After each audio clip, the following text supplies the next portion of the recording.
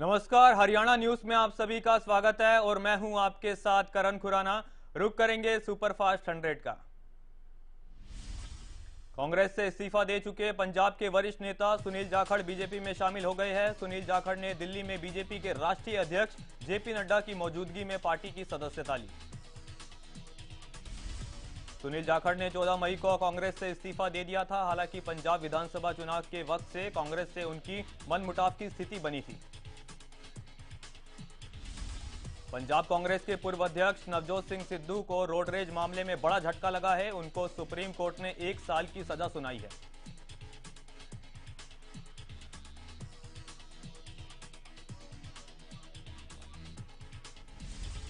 Road rage का यह मामला साल 1988 से चल रहा था, जिसमें एक बुजुर्ग की पिटाई के बाद मौत हो गई थी। आरोप है कि सिद्धू ने पार्किंग को लेकर 65 साल के बुजुर्ग व्यक्ति गुरनाम सिंह के साथ हाथापाई की थी। ज्ञानवापी मस्जिद मामले में सुप्रीम कोर्ट में सुनवाई टल गई है। अब शुक्रवार को सुप्रीम कोर्ट में दोपहर 3 बजे एक बार फिर से सुनवाई होगी।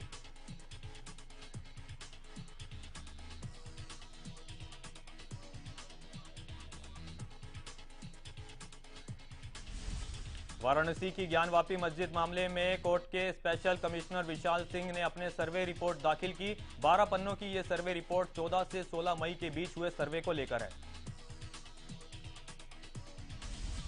एडवोकेट कमिश्नर अजय प्रताप सिंह ने कहा, हमने पूरी रात जागकर रिपोर्ट तैयार की। उन्होंने बताया करीब 1000 के ऊपर फोटो और कई घंटों के वीडियो देखकर रिपोर्ट बनी है।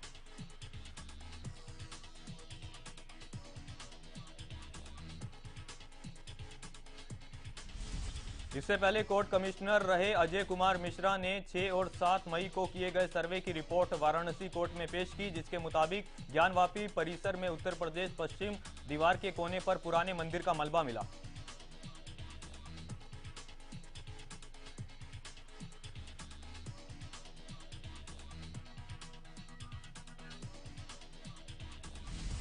सर्वे रिपोर्ट में अजय मिश्रा ने दावा किया, पुराने मंदिरों के मलबे पर देवी देवताओं की कलाकृति बनी हुई थी। इसके अलावा सिलावट और शेषनाग की कलाकृति और नागफनी जैसी कलाकृति देखी गई।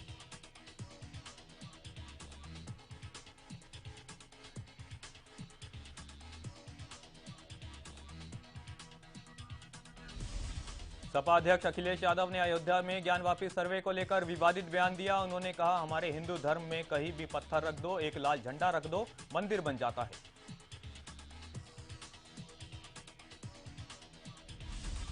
अखिलेश ने इशारों में बाबरी मस्जिद को याद किया और कहा, एक समय ऐसा था कि रात के अंधेरे में मूर्तियां रख दी जाती थी।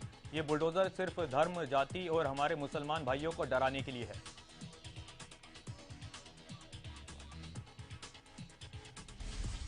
अखिलेश यादव ने कहा, अयोध्या जैसे पवित्र स्थान पर 5 साल की बच्ची से रेप होता है, वहां बुलडोजर नहीं चलता। बुलडोजर सिर्फ गरीबों पर चलता है।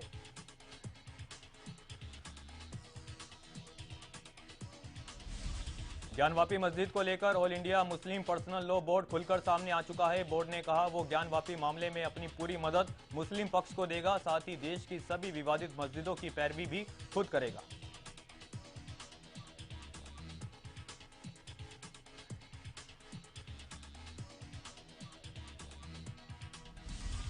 All India Muslim personal law board ने कहा, सिर्फ ज्ञानवापी ही नहीं, मथुरा समेत कई मस्जिदों पर भी विवाद पैदा किया जा रहा है, लेकिन वो इसे लेकर चुप नहीं बैठेंगे।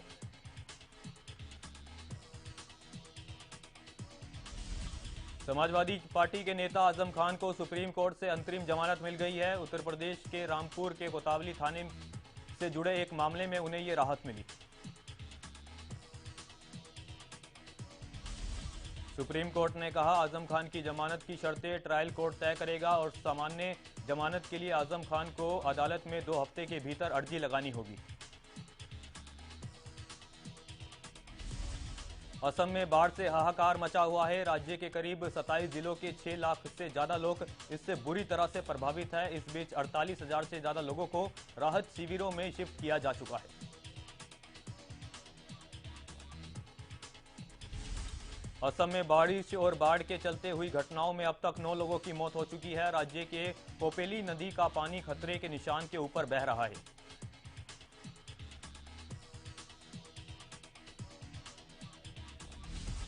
असम के बाढ़ प्रभावित इलाकों में मदद के लिए सरकार ने भारतीय सेना और एनडीआरएफ की टीम को रेस्क्यू के लिए तैनात कर रखा है। लोगों को बाढ़ प्रभावित इलाकों से निकालकर राहत कैंप में भेजा जा रहा है।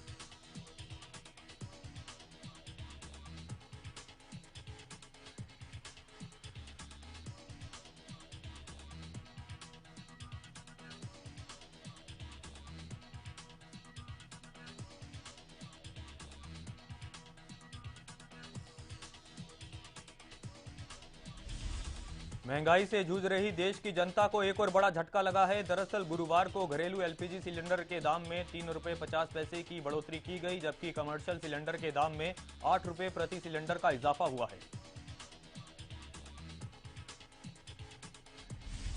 रसोई गैस के दाम में हुई इस बढ़ोतरी के बाद दिल्ली और मुंबई में 14.2 किलो वाला घरेलू एलपीजी सिलेंडर 1000 रुपये के पार हो गया है। पिछले एक साल में दिल्ली में घरेलू गैस सिलेंडर के 809 रुपये से दाम 1013 रुपये पहुंच गए हैं। रूस और यूक्रेन के बीच चल रही जंग अभी भी जारी है। युद्ध में यूक्रेन के कई शहर खंडर में तब्दील हो चुके हैं, लेकिन बावजूद इसके दोनों में से कोई भी देश झुकने को तैयार नहीं है।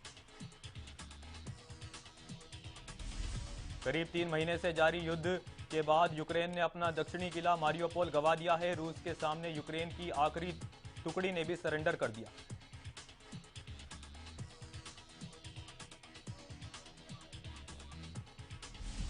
रूसी सेना ने बड़ा दावा करते हुए कहा कि अब तक करीब 1000 यूक्रेनी सैनिक मारियोपोल छोड़ चुके हैं। हालांकि यूक्रेन ने रूस के इस दावे की पुष्टि नहीं की है।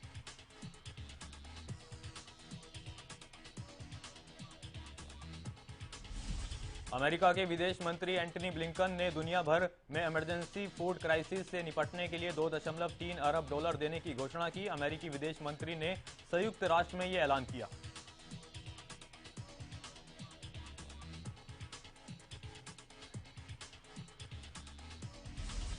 देश में कोरोना के मामलों में उतार चढ़ाव देखने को मिल रहा है। पिछले 24 घंटे में कोरोना वायरस के 2354 नए मरीजों की पहचान हुई। कोरोना संक्रमण से बीते दिन 10 लोगों की मौत हुई, जबकि 2500 से ज्यादा लोग ठीक भी हुए। कोरोना संक्रमण के नए मामलों की पुष्टि के बाद देश में अब कुल 15,000 से ज्यादा एक्टिव केस है।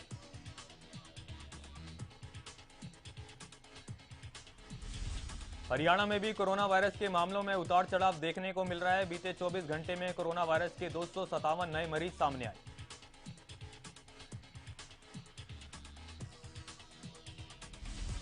हरियाणा में कोरोना के नए मामलों में सबसे ज्यादा 188 केस साइबर सिटी गुरुग्राम में देखने को मिले हैं।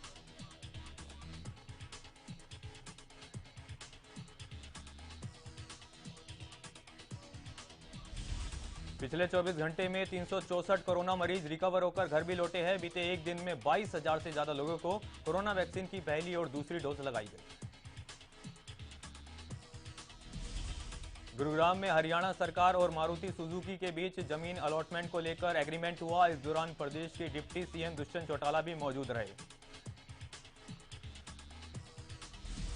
कार्यक्रम को संबोधित करते हुए सीएम मनोहर लाल ने कहा, मारुति के आने से गुरुग्राम का विकास सुनिश्चित हो गया है। सीएम ने कहा, मारुति के साथ हरियाणा का संबंध भावनात्मक रूप से जुड़ा है। सीएम मनोहर लाल ने कहा, अब आम लोगों के लिए कार का सपना पूरा होगा। सीएम ने इस दौरान मारुति को हरियाणा का हनुमान भी बताया। सीएम ने कहा, मारुति के आने से एक साथ 13,000 से ज्यादा लोगों को रोजगार मिलेगा। उन्होंने कहा, मारुति के उत्पादन के साथ ही मारुति का कॉर्पोरेट ऑफिस भी हरियाणा लाने की कोशिश जारी है।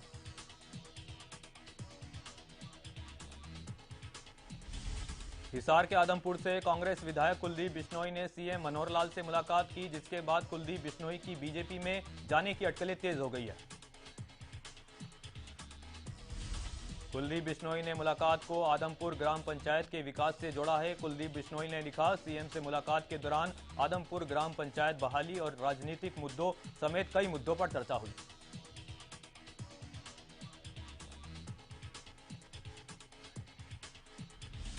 कुलदीप बिश्नोई ने उदय भान को कांग्रेस प्रदेश अध्यक्ष बनाए जाने के बाद राहुल गांधी से मिलने का समय मांगा था, लेकिन 27 अप्रैल के बाद से अब तक उनकी राहुल गांधी से मुलाकात नहीं हो पाई। कांग्रेस महासचिव प्रियंका गांधी वाड्रा के पति रॉबर्ट वाड्रा को बड़ा झटका लगा है। दरअसल हरियाणा सरकार ने रॉबर्ट वाड्रा की कंपनी स्काईलाइट को लाइसेंस रद्द कर दिया है। फरीदाबाद के सेक्टर 30 पुलिस लाइन में मॉक ड्रिल का आयोजन किया गया, जिसमें जिला प्रशासन और पुलिस प्रशासन की तरफ से हिस्सा लिया गया। कार्यक्रम में फरीदाबाद की डिप्टी कमिश्नर जितेंद्र यादव समेत फरीदाबाद पुलिस के तमाम अधिकारी मौजूद रहे। इस दौरान किसी भी मुश्किल परिस्थितियों में कैसे बचाव हो, इसका अभ्यास किया गया।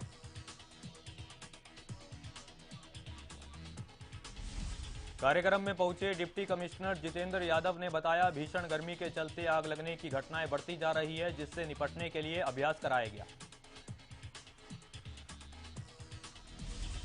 वही headquarter DSP Jitendra Agarwal ने बताया, पंजाब के मोहाली में बम ब्लास्ट के बाद हरियाणा में भी अलर्ट जारी है। फरीदाबाद में जगह जगह पर पुलिस प्रशासन की ओर से सख्ती बढ़ती जा रही है। पृथला के गांव चंदावली का आगरा कनाल पुल अब बदहाल हो चुका है। पुलिस के पुल के रास्ते फरीदाबाद आने वालों के लिए जान का जोखिम से कम नहीं है। महज 1 साल पहले आगरा कनाल पुल की सड़कें टूटी हुई है। यहां से आने जाने वाले लोगों का कहना है कि सड़क टूटी होने की वजह से भारी परेशानी का सामना करना पड़ता है।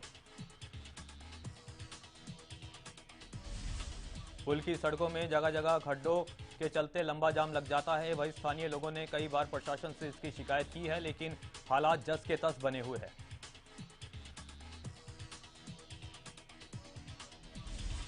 रोहतक के सर छोटू राम चौक पर हुई लूटपाट की घटना से व्यापारियों में भारी रोष है। बदमाशों ने बुलंद हौसलों ने कारोबारियों का जीना मुश्किल कर दिया है।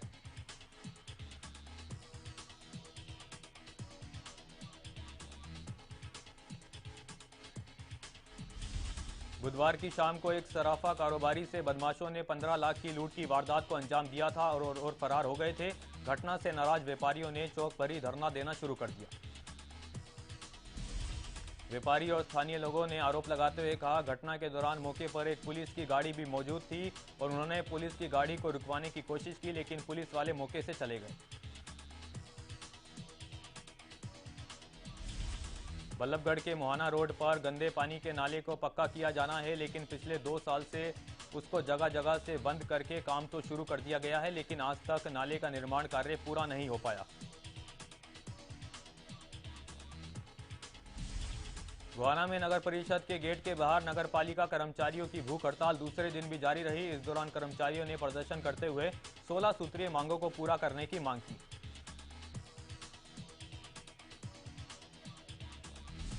हड़ताल के दौरान कर्मचारियों ने सरकार के खिलाफ रोष जताया, साथ ही सरकार पर वादा खिलाफी का आरोप लगाते हुए कहा कि कौशल विकास निगम को खत्म किया जाए।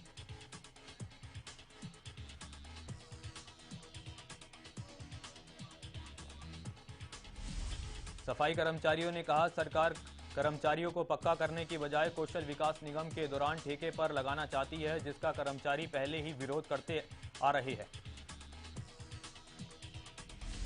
सफाई कर्मचारियों ने चेतावनी देते हुए कहा कि अगर उनकी मांगें नहीं मानी गई तो 23 और 24 मई को पूरे हरियाणा में हड़ताल की जाएगी।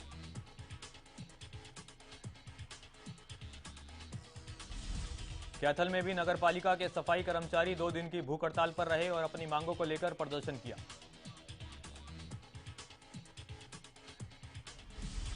अंबाला में नगर पालिका कर्मचारी संघ के आह्वान पर सफाई कर्मचारियों ने प्रदर्शन किया और अपनी मांगों को लेकर सरकार के खिलाफ जमकर रोष जताया।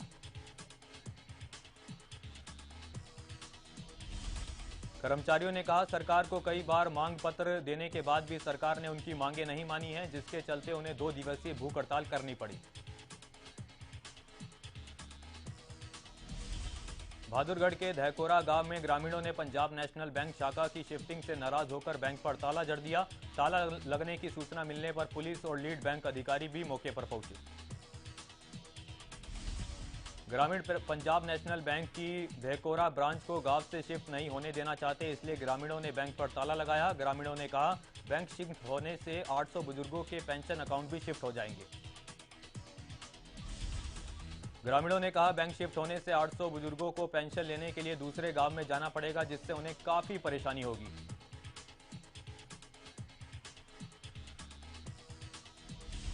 अधिकारियों ने ग्रामीणों को एक हफ्ते का समय दिया और कहा कि वो आला अधिकारियों से बात करेंगे, लेकिन ग्रामीणों ने चेतावनी दी वो किसी भी कीमत पर बैंक की ब्रांच को शिफ्ट नहीं होने देंगे।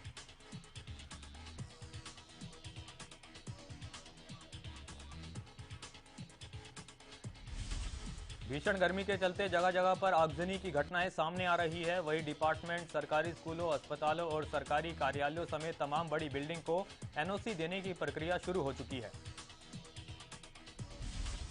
बल्लभगढ़ नगर निगम के पास फायर एनओसी नहीं है। ऐसे में अगर कोई आगजनी की घटना हो जाती है तो इसका सीधा खामियाजा आम जनता को ही भुगतना पड़ेगा।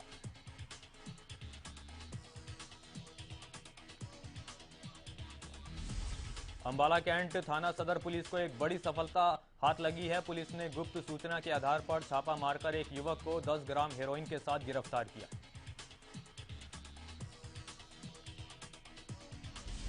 सोनीपत पुलिस ने बाइक चोरी मामले में 3 आरोपियों को गिरफ्तार किया। बता दें, तीनों आरोपी नशे के शौक को पूरा करने के लिए चोरी की वारदात को अंजाम देते थे। पुलिस ने बताया, बाइक चोरी मामले में गिरफ्तार तीनों आरोपियों में से मुख्य आरोपी के खिलाफ पहले ही कई मामले दर्ज है। वहीं बाकी 2 आरोपियों ने पहली बार चोरी की वारदात को अंजाम दिया है।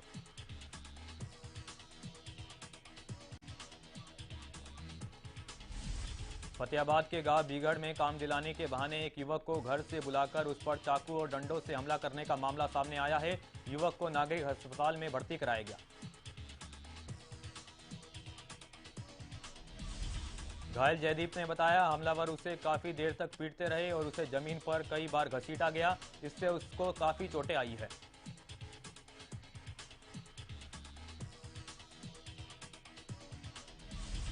यमुनानगर के जगाधरी मटका चौक पर पेंट के शोरूम में भीषण आग लग गई, जिससे दुकान में रखा लाखों रुपए का सामान जलकर राख हो गया।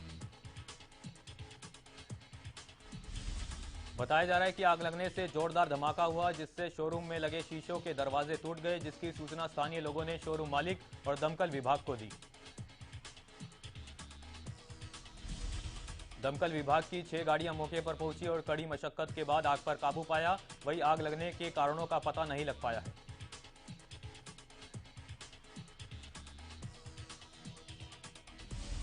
फतेहाबाद के रतिया में वार्ड नंबर 4 से लापता हुए 15 वर्षीय लवप्रीत का शव घग्गर नदी से बरामद हुआ। परिजनों ने आरोप लगाया, किशोर की हत्या कर शव घग्गर नदी में फेंका गया था। पुलिस ने शव को पोस्टमार्टम के लिए नागरिक अस्पताल भेजा। इस बीच अस्पताल में मृतक के परिजनों ने पुलिस के सामने जमकर हंगामा किया। मृतक के परिजनों ने चेतावनी देते हुए कहा कि हत्यारोपियों को की गिरफ्तारी न होने तक शव को पोस्टमार्टम नहीं करवाएंगे और स्टेट हाईवे पर जाम भी लगा देंगे।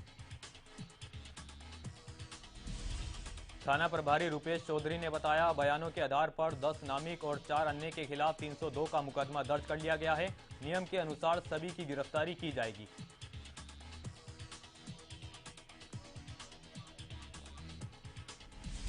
बहादुरगढ़ में केएमपी एक्सप्रेस वे पर गुरुवार सुबह एक ट्रक ने 14 मजदूरों को कुचल दिया। हादसे में 3 मजदूरों की मौके पर ही मौत हो गई और 11 लोग बुरी तरह से घायल हो गए। सभी मजदूर केएमपी एक्सप्रेस वे पर मरम्मत का काम कर सो रहे थे। इसी दौरान तेज रफ्तार से आ रहे ट्रक ने सोते हुए मजदूरों पर ट्रक चढ़ा दिया।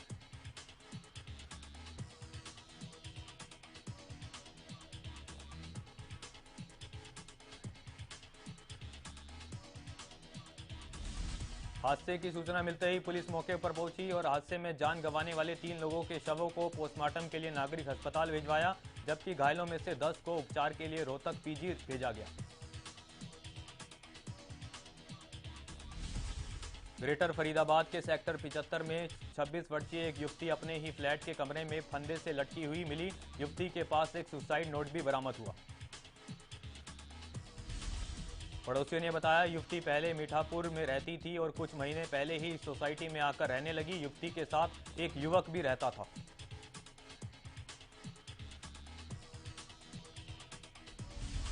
युवती पिछले 3 दिनों से अपने फ्लैट से बाहर नहीं निकली थी। उसके साथ रहने वाला युवक जब 3 दिन बाद फ्लैट में आया तो अंदर बदबू आ रही थी, जिसके बाद युवक ने मामले की सूचना पुलिस को दी।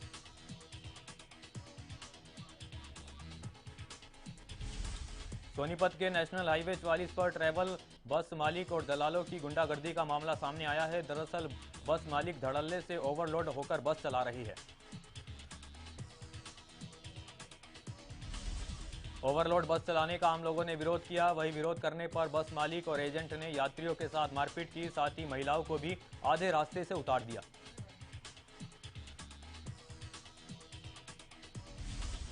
ट्रैवल बस मालिकों की गुंडागर्दी की तस्वीरें कैमरे में कैद हो गई है। बस की सीटों में एक छोटा सा बैग रखने की भी जगह नहीं थी और ना ही व्यक्ति दूसरे व्यक्ति को क्रॉस करके दूसरी जगह पर जा सकता था। मामले पर परिवहन अधिकारी ने बताया 175 बसों का चालान किया जा चुका है। अब ऑनलाइन चालान काटने की प्रक्रिया शुरू की जाएगी और कुछ समय बाद उन्हें ब्लॉक कर दिया जाएगा।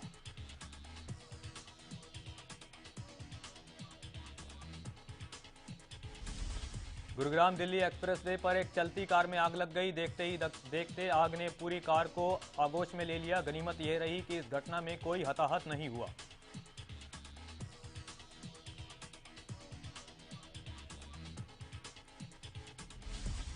कार चालक की सूझबूझ के चलते वो कार से बाहर निकल गया। वही आग लगने की सूचना आसपास के लोगों ने दमकल विभाग को दी, जिसके बाद दमकल विभाग ने कड़ी मशक्कत के बाद आग पर काबू पाया।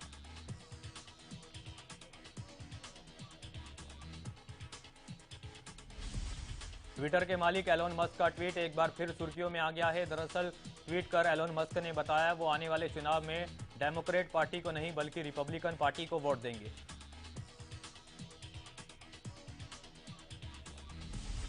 पाकिस्तान की इकोनॉमी तेजी से दिवालिया होने की तरफ बढ़ रही है। डॉलर के मुकाबले पाकिस्तानी रुपए की कीमत करीब 200 रुपए पाकिस्तानी रुपए हो गई है। इसके साथ ही डॉलर की ब्लैक मार्केटिंग भी तेजी से बढ़ रही है।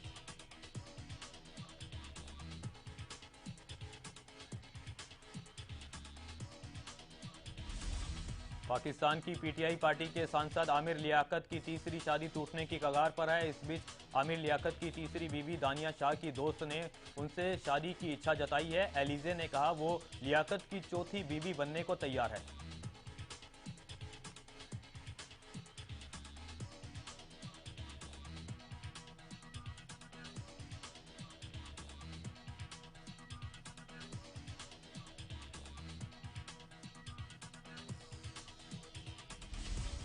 हज यात्रियों को लगेज में अब मक्का के पवित्र जल आबे जमजम लाने पर रोक लगा दी गई है। सऊदी अरब की सरकार ने एक नोटिफिकेशन जारी कर इस बात की जानकारी दी। बता दें पहले हर बार यात्री 10 लीटर आबे जमजम लाने की इजाजत थी।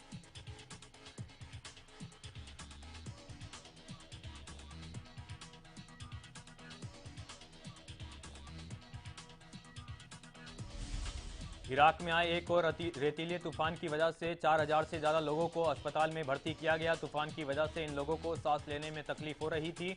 मई महीने की शुरुआत में भी इराक में एक तूफान उठा था।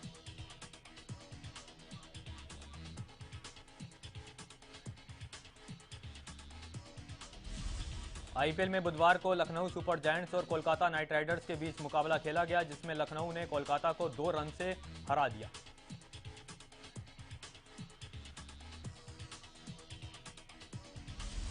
लखनऊ की जीत के बाद टीम के मेंटोर गौतम गंभीर के रिएक्शन का वीडियो सोशल मीडिया पर काफी वायरल हो रहा है, जिसमें वो काफी जोश के साथ खिलाड़ियों को गले लगाते हुए नजर आए।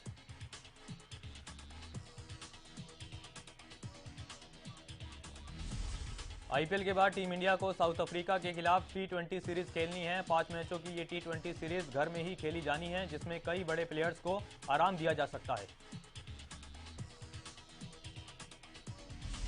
आईपीएल टीम राजस्थान रॉयल्स ने एक वीडियो सोशल मीडिया पर शेयर किया है, जिसमें जोस बटलर अपने परिवार से लंबे समय के बाद मिलते दिखाई दिए। बता दें बटलर आईपीएल शुरू होने से पहले ही भारत आ गए थे।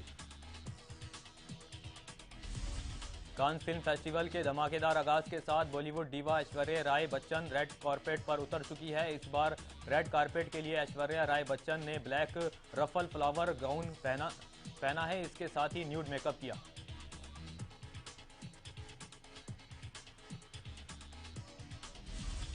बॉलीवुड के सबसे मंजे हुए अभिनेताओं में से एक नवाजुद्दीन सिद्दीकी 48 साल के हो चुके हैं। इस मौके पर उन्हें फैंस ने जन्मदिन की बधाई दी। बता दें नवाजुद्दीन सिद्दीकी अपनी बेहतरीन एक्टिंग से भारत समेत कई देशों में पहचान बना चुके हैं।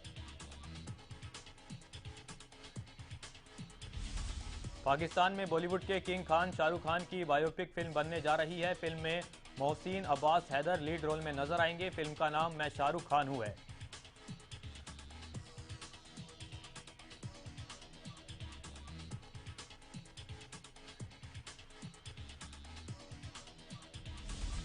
बॉलीवुड एक्टर दिशा पाटनी ने सोशल मीडिया पर वर्कआउट वीडियो शेयर किया। वीडियो में दिशा बिना किसी सपोर्ट के एक के बाद एक डेडलिफ्ट करती हुई नजर आई।